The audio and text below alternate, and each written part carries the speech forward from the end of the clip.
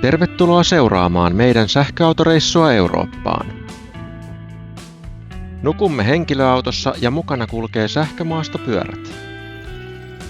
Lukuisia avoautoreissuja olemme tehneet aiemmin muun muassa Nordkappiin ja Marokon Merzougaan hiekkadyyneille sekä kaikkia siltä väliltä, mutta nyt olemme ensimmäistä kertaa liikkeellä sähköautolla ja pyörien kera. Viime vuonna ehdimme koenukkua sähköautossa 2 viikkoa Suomen kansallispuistoja koluten, ja oli mukavaa herätä tai mennä nukkumaan huikeissa paikoissa ja olla liikkeellä aikaan, jolloin muita liikkujia ei ollut. Mutta millaista on matkustaa sähköautolla? Onko autossa nukkuminen mukavaa? Miten edullisesti reissusta selvitään ja missä kannattaa ladata? Katso video ja ota selvää. Kysy ja kommentoi. Etelään suunnatessa reissu alkaa aina laivamatkalla.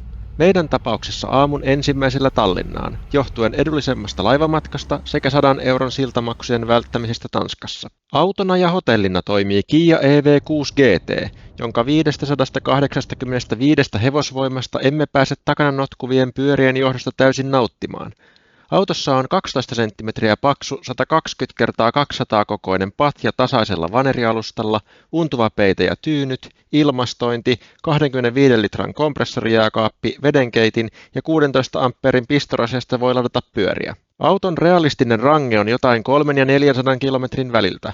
21 tuuman jälkiasennusvanteet sekä polkupyörät takana sotkevat ilmanvastuksen ja pelkät renkaat vaihtamalla saisi 45 kilometriä lisää rangea, mutta näillä mennään. Kun puhutaan reissusta Euroopan halki, on vastassa satojen latausäppien viidakko ja hintahaitarina mitä tahansa ilmaisen ja 3 euroa per kilowattitunti väliltä. Onneksemme Ionity muutti hinnoitteluaan juuri ennen meidän reissua, ja Passport Power-jäsenyys oli järkevää ottaa kuukaudeksi 7,5 euron tarjoushintaan. Ajoimme vakionopeustutkalla sähköä säästellen usein rekkojen perässä Via Balticaa suurteholatausasemalta toiselle, joita oli tiheään. Halvempiakin vaihtoehtoja olisi, mutta Ionityn nopeus ja vaivattomuus oli vakuuttavaa, etenkin kun olimme päättäneet paahtaa 2 päivässä ensimmäiseen varsinaiseen kohteeseen, Slovakiaan. Olimmekin koko päivänä asemien ainoat lataajat. Toki olimme myös liikkeellä kesäkuun alussa, joka ei ole ruuhkaisinta aikaa. Jätimme myös aina akkuun reilusti varaa, mikäli lataus ei onnistu. Pyörien päällä oli Evokin suojapussit sekä useissa Euroopan maissa lain vaatima 0,5 metriä kertaa 0,5 metriä kokoinen alumiininen kyltti. Italiassa näitä olisi vaadittu vieläpä 2 kappaletta, koska pyörät ylittävät myös auton leveyden. Siihen ei kuitenkaan lähdetty. Vajaan 700 kilometrin sekä 4 lataustaon jälkeen illalla saavuimme Puolaan pienelle ilmaiselle leirintäalueelle, pääsin järveen iltauinnille ja kävimme ansaitulle levolle. Yöllä oli 13 astetta ja auton kulutus 630 wattia. Käytimme nukkuessa aina ilmastointia. Kiassa leiriytymisen mahdollistaa Utility Mode.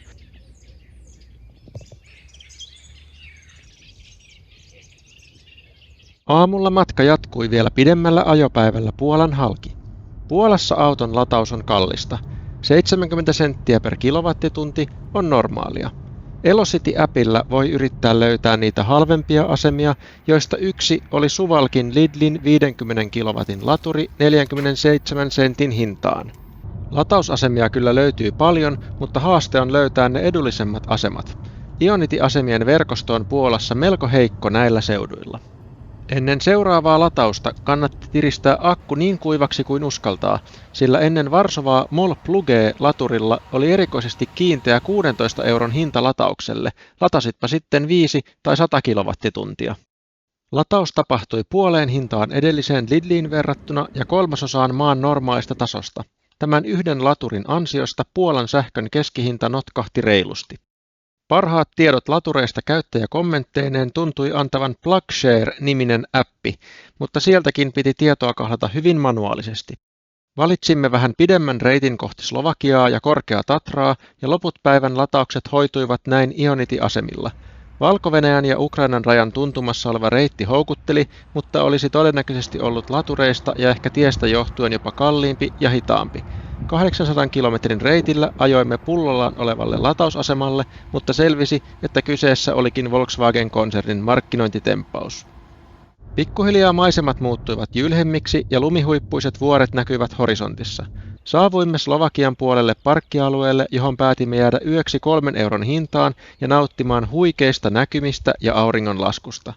Pitkien ajopäivien jälkeen vihdoin tuntui, että tätä varten reissuun lähdettiin. Vau! Autossa on todella mukava nukkua, eikä se häviä jenkkisängylle kotona, ja ilmastointi on luksusta, jota kotona ei ole. Ikkunoihin meillä on eristävät suojat, jotka voi kääntää, ja ovat joko mustat tai auringon lämpöä peilaavat ulospäin. Kukaan ei ajattele, että tässä autossa nukutaan tai että siellä edes mahtuu nukkumaan. Se onkin meille etu, sillä leiriytyminen tai autossa nukkuminen on kiellettyä lähes kaikissa reissumme maissa. Aamulla saimme vielä nauttia uskomattomista auringonnousumaisemista, kunnes aamutoimien jälkeen oli aika jatkaa matkaa. Olimme jo ennen matkaa varanneet 2 yötä hotellista. 43 € yöhinta yhdistettynä Booking.comin 9.9 arvosteluiden keskiarvoon vakuutti. Ennen check-in aikaa ehtisimme kuitenkin tutustua Slovenski Raj luonnonpuistoon ja Suha Bela-nimiseen 9 kilometrin reittiin. Ja millainen aivan upea reitti tuo olikaan. Pääsylippu maksoi 4 €. Aivan huikea paikka, jossa saimme olla pääosin keskenämme, eikä reitillä ollut ruuhkaa, vaikka ei ollut enää aikainen aamu. Pölkkyjen ja kivien päällä taiteilu oli mukavaa vaihtelua Suomen alati kasvavien sorastettujen luonnonpolkujen verkostoon. Olipa eräässä Suomen kansallispuistossa polku jyrätty 4 metriä leveällä soratiellä, jotta ambulanssikin pääsee paikalle. Olihan se vähän erilainen luontokokemus kävellä 2 kilometriä autotietä verrattuna vanhaan polkuun. Suha Bela reitillä oli jyrkkiä, jopa pystysuoria liukkaita korkeita tikkaita, joilta ei todellakaan kannata tippua. En suosittele korkean paikan kammoisille.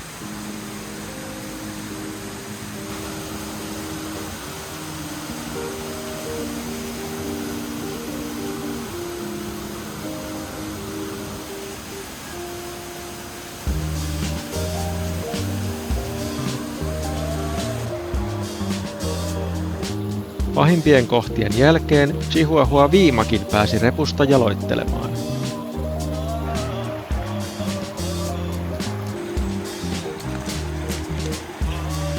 Mutta vain hetkeksi.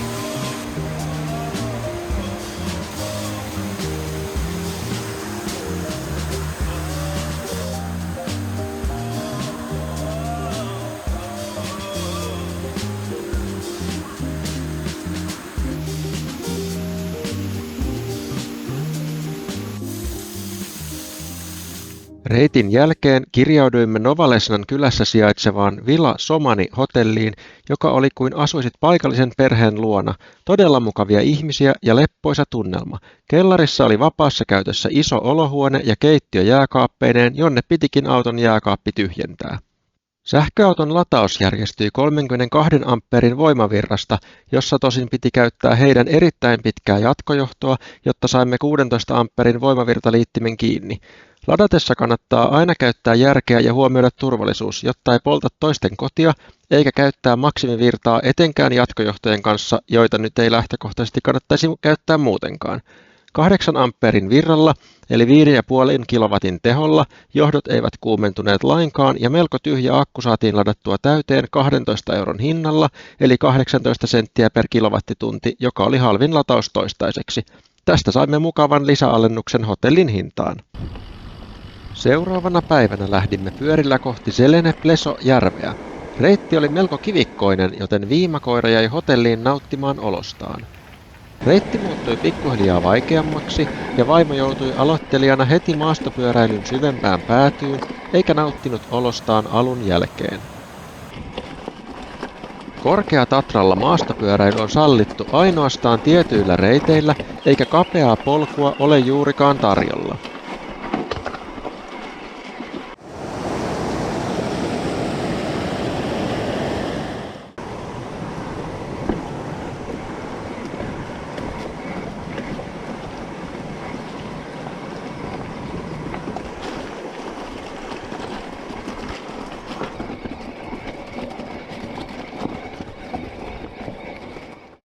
Nousun jälkeen näkymät järvellä kuitenkin palkitsivat ja pyörän akusta oli mennyt 2/3, mutta onneksi paluumatka oli pelkkää alamäkeä. Vaimo kauhisteli etukäteen kivikkoisia mäkiä samaa reittiä takaisin, mutta vaikeimmat kohdat taluttaen reitti oli alas kyllä helpompi. Itse nautin vauhdin hurmasta 40 kilometrin pituisella reitillä.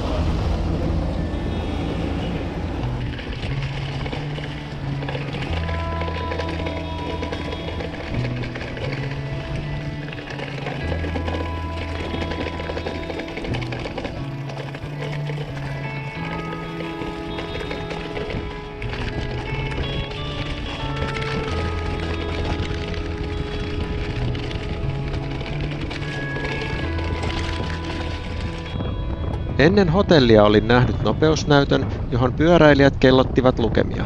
Pitihän sitä itsekin kokeilla paluumatkalla. Seuraavassa jaksossa yritämme valloittaa vuoren. Yövymme viinitilalla, käymme bikeparkissa sekä tuulenteline pettää, pyörät katoavat näkyvistä ja keräämme osia asfaltilta.